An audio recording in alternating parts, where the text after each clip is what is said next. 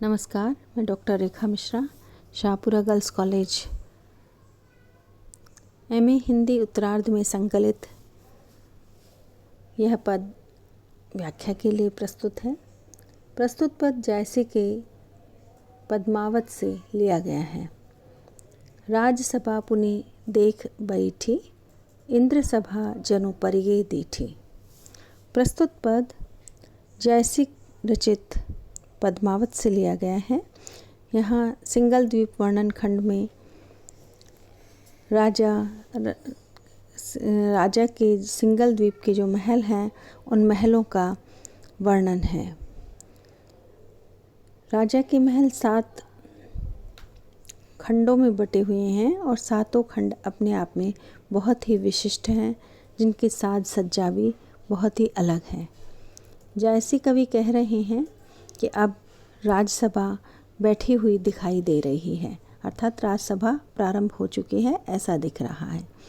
वह ऐसे लग रही है जैसे मानो साक्षात इंद्र की सभा पर ही दृष्टि पड़ गई हो। यानी जैसे इंद्र की सभा दिखाई देती है वैसे ही यहाँ सिंगल द्वीप की राजसभा दिखाई दे रही है। वह राजा धन्य है जिसकी ऐसी सुसज्जित और सुंदर सभा है।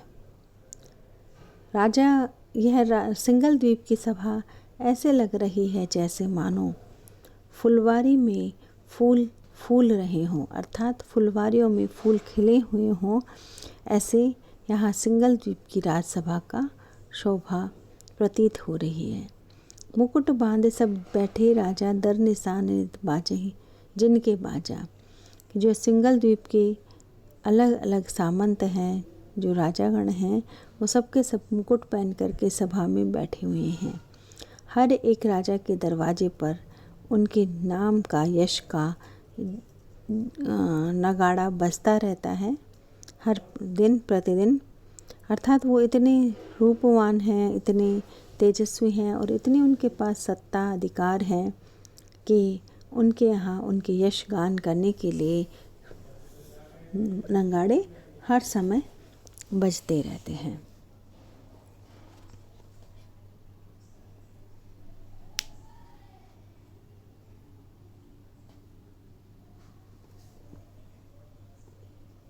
रूपवंत मणि दीप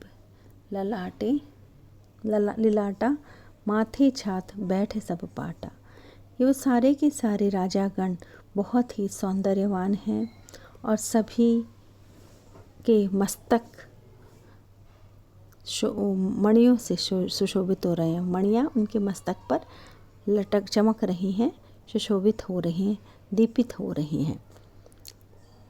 हर एक राजा के माथे छात मस्तक पर छत्र रखा हुआ है और सबके सब अपने अपने सिंहासनों पर बैठे हुए हैं। मानहु कमल सरोवर फूले, सभा का रूप देखे मन भूले।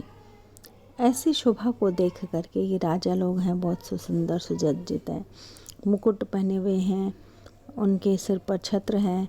ऐसे राजा ऐसे लग रहे हैं जैसे मानो सरोवर में कमल खिल गया हो। और ऐसे उस राजा की सभा की शोभा को देख करके मन भी फूला नहीं समा रहा है। पान कपूर मेद कस्तूरी, सुगंध बास भरी रही अपूरी। पान कपूर कस्तूरी केसर आदि सुगंध जो हैं उन सुगंधों से चारों तरफ खुशबू फैली हुई है और बहुत अधिक तीव्र खुशबू चारों तरफ व्याप्त हो रही है। माझ ऊंच इंद्रासन साजा, गंधर्व सेन बैठते हैं राजा।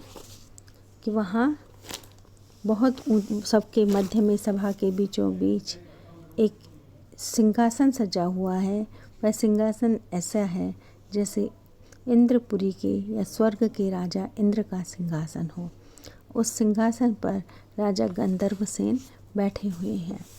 छत्र गगन लगे ताकर, सूर तवेजस आप, सभा कमल असबिग से, माथे बढ़ प्रताप।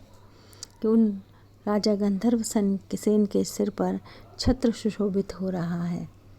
उनके यश के ऐसा है, राजा गंधर्व सेन का छत्र जो उनके सिंहासन के ऊपर छत्र है, वह छत्र इतना ऊंचाई पर है, इतना ऊंचा है जैसे आकाश को छू रहा हो।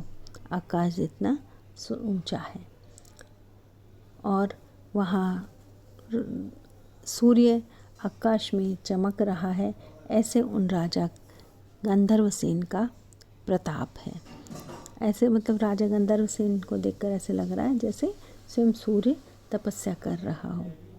सभा कंवल असबिग से माथे बढ़ प्रताप।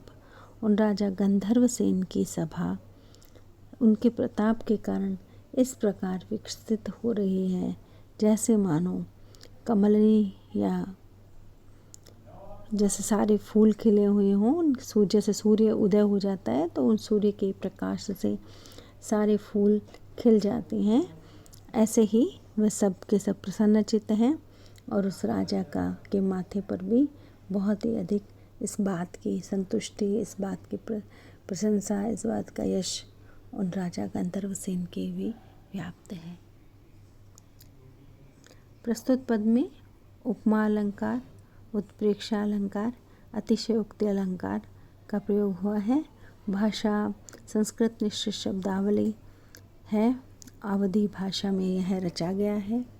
धन्यवाद।